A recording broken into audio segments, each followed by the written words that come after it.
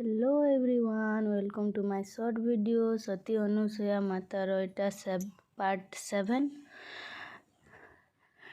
एटा उपरे सब लिखाई मूर्ति मन काना विषय ने अच्छे एटा बना ही मूर्ति आकार रे और उपरे लिखाई